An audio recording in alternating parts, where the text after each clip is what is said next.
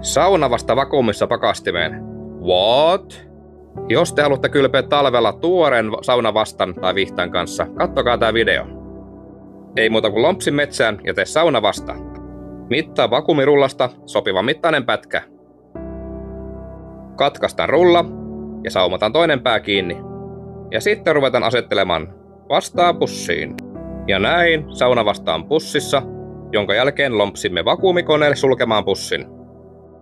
Pussin pääkoneeseen ja 1 napin painallus ja ilmat lähtee pois. On se näppärä kone myös tässäkin hommassa.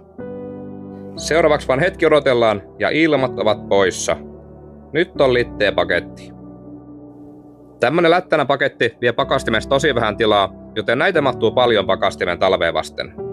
Tän suurin ero on kuivattu vastaan verrattuna se, että tää on ihan kuin tuore, kun tän ottaa sulamaan ja laittaa lämpimään veteen ennen saunomista. Paras aika tehdä nämä vakuumiin on tässä juhannuksen nurkilla, eli se aika on juuri nyt.